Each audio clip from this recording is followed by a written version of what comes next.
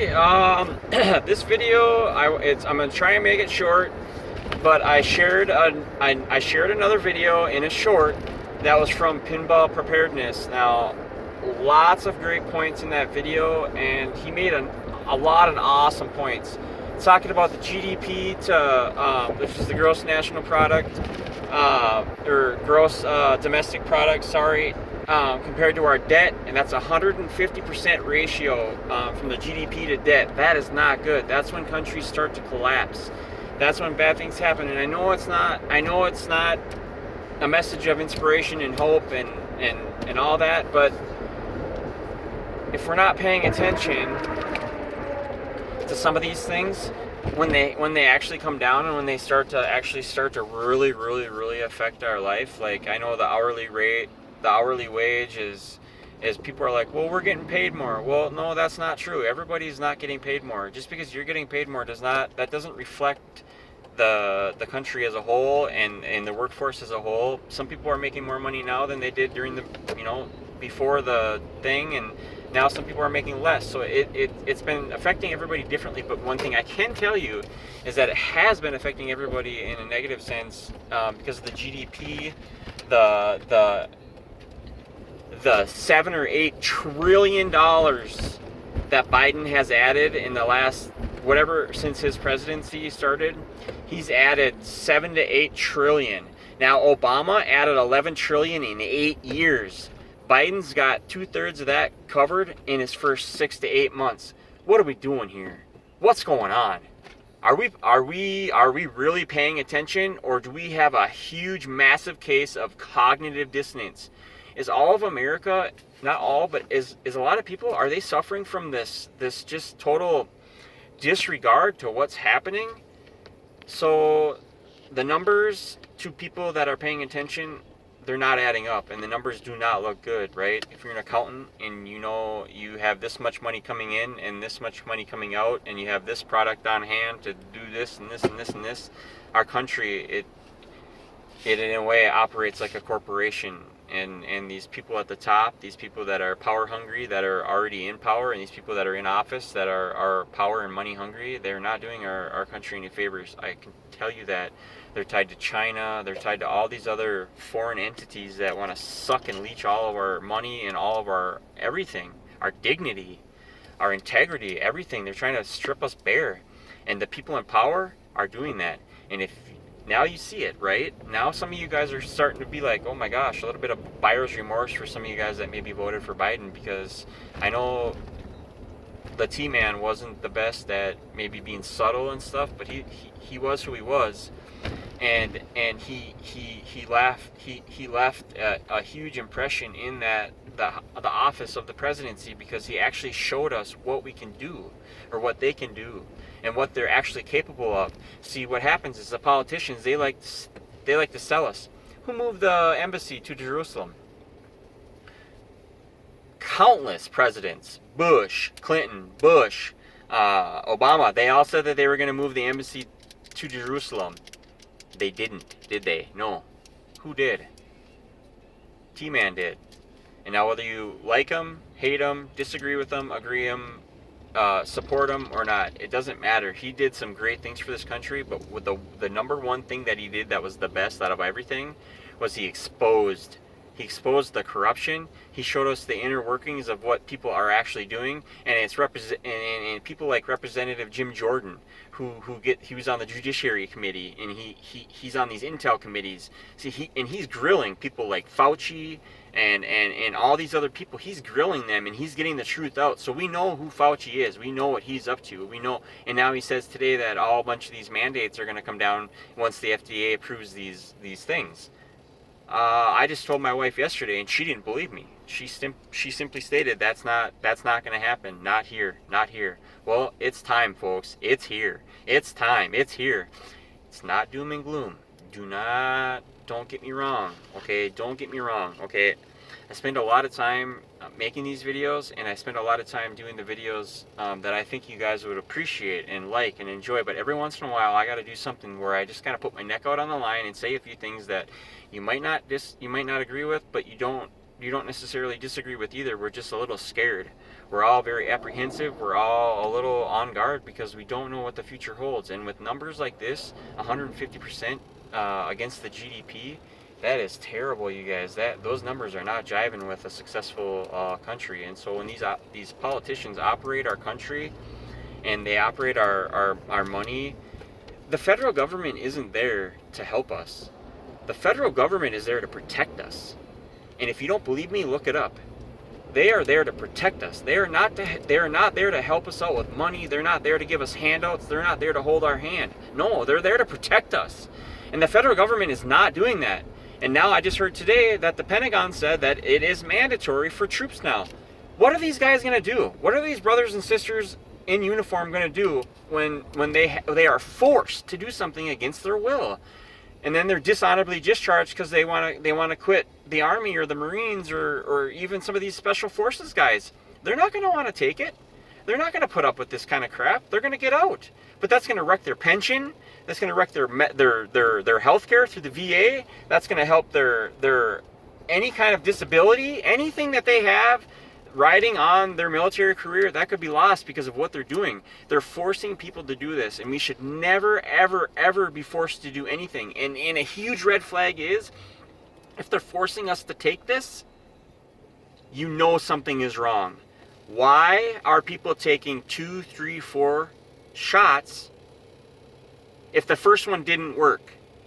Why are people taking 2, 3, 4 shots if they get this illness after getting the thing?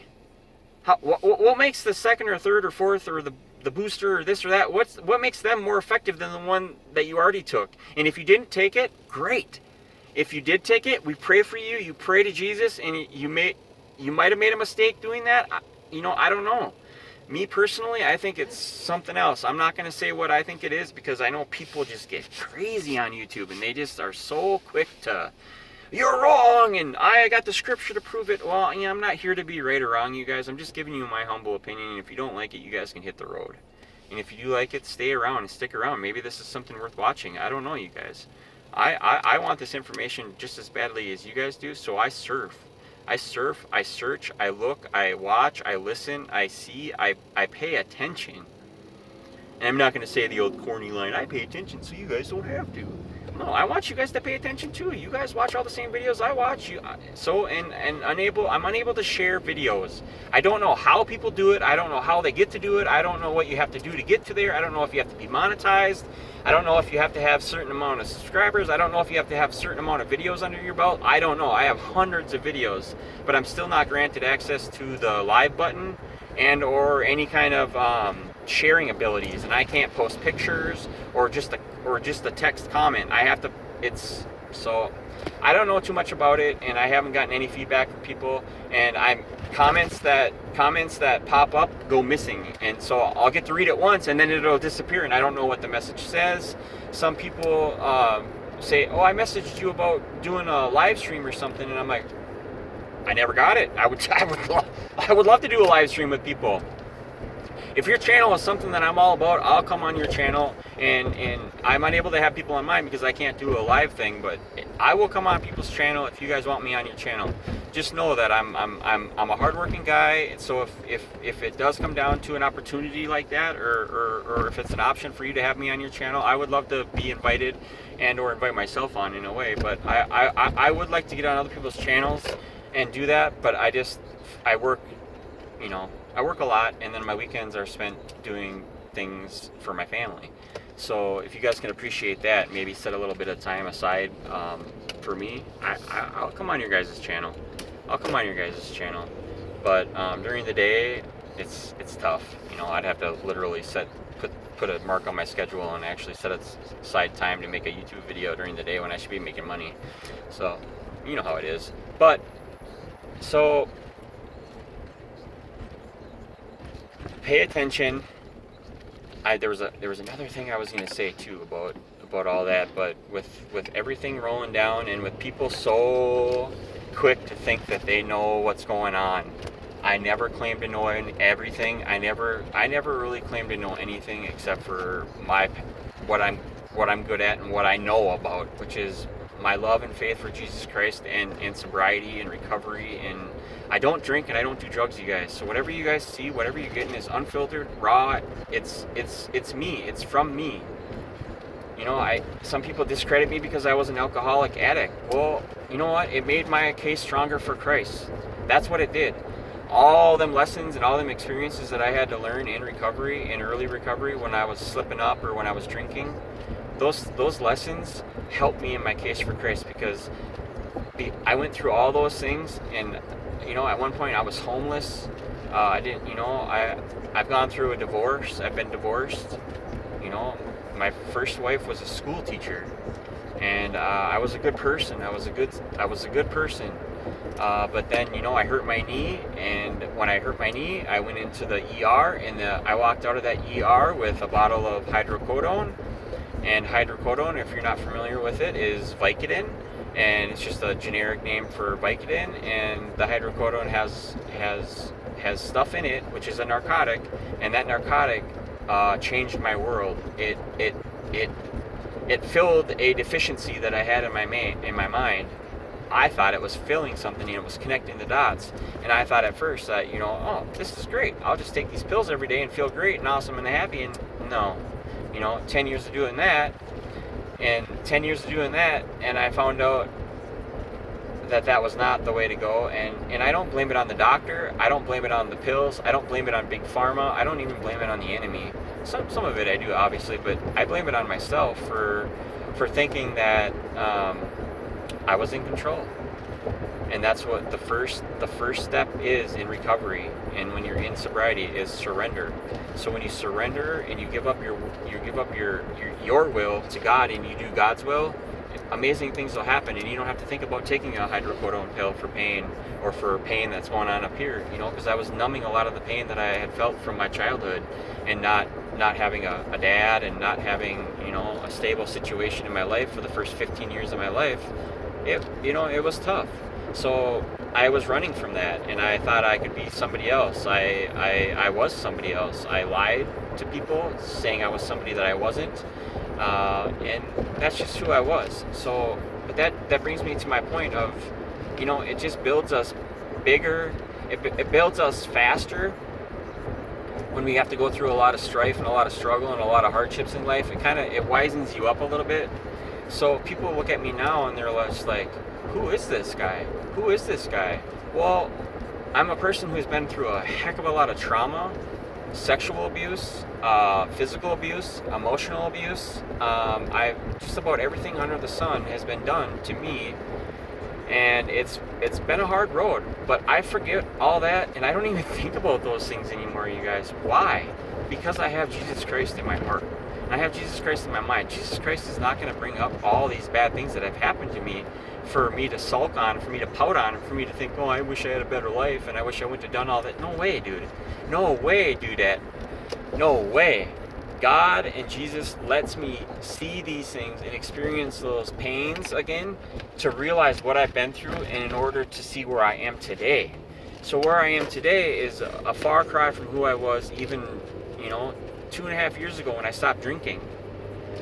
So take it for what it's worth. I love free balling on here. I love just spitballing. Sorry, I didn't mean to say that. But I really like spitballing, and I really like just shooting the breeze with you guys sometimes, because it allows me to tell you a little bit more about where I come from, and so you guys can begin to trust that I'm not going to lead you astray. And so some of these things that I post, and some of these things, maybe you guys can help me out a little bit. Maybe you guys can tell me how to get the live button, or maybe somebody can show me, how to do a live stream, or, I don't know. Maybe you guys can show me. Maybe I don't have enough subscribers. A servant for Jesus Christ, Randy Rhodes, your channel has blown up. Praise God. Holy cow. Just the other day you had like a couple hundred subscribers, and now you have like 800. I'm impressed. I cannot believe that, and I am just blown away by that, and I'm so proud of you, Randy. I'm so proud of what you do and where you are, and I love your content, and I love your drive, brother. It feels good to be connected with people like that have a genuine love and drive to share the gospel and share their good works and to share their good inspirations and stuff. It's great, man, and I love a lot of you guys, and I love a lot of your guys' videos, and I let you guys know that on your videos. So, but pay attention, because this video from Pinball Preparedness, please watch that and just take mental notes of some of the stuff he's saying, some of the numbers, some of the stuff that he said that I rattled off now, I got from him, and I'm not afraid to tell you guys that. I will source my info if that's what it comes to. And Pinball Preparedness nailed it out of the he hit it out of the park today. He really nailed it with that video, and I'm not even done watching it. So I got like a minute and a half left. So, all right, guys, I love you. Pay attention. Don't think that we know everything that's coming, because what have we seen already that we never could have predicted, right? So we just don't know, and that uncertainty sometimes can lead to a lot of squirminess, a lot of people getting uncomfortable in their skin and what's going on and not knowing what to do. Don't do that. Do not fret. Do not fear. Do not turn your back on Jesus. Forget about Irish Guy JG. Forget about YouTube. This is just a platform for us to use so we can spread the good works, and he can work in your guys' channels, and he can work through YouTube. But YouTube is getting harder and harder to deal with. My comments are disappearing. I'm unsubscribed from people, and then I have to go back and subscribe, so I have to figure out when I got unsubscribed and who, and that stuff is a hassle, you guys. That is just, I don't like that at all. And then YouTube deleting my comments, that's what really makes me mad. That's what really frustrates me too, because if you guys are commenting and I'm not seeing them, and you guys think that I'm not replying or don't see the comment, or if you guys are, it's terrible. It's not good. So if you think I didn't get your message, or if you think that I'm not seeing your comment, write another comment, re-comment, or just all caps. I don't know. Just do something to let me know that your commenting got deleted or erased, so I know, okay? Because I'm not ignoring you guys. I don't ignore anybody on here. I like the interaction with you guys. I spend a lot of time going through and commenting and liking and all that stuff. So sometimes when I go through and your comment was there before, but then it's not, or it'll come up in the notification and you can only read, a small portion of the message, a couple lines, and you don't know what the rest said because you go to see where it is on the video and it's gone. So I'm sure you guys go through the same thing. So I just want you guys to know that I see most of your guys' comments, but a lot of times I'm not even getting notifications anymore. So hang in there, guys. I'm so appreciative of what we have on my channel, our channel, and what we've been able to do so far. So keep it up, guys. I love you guys.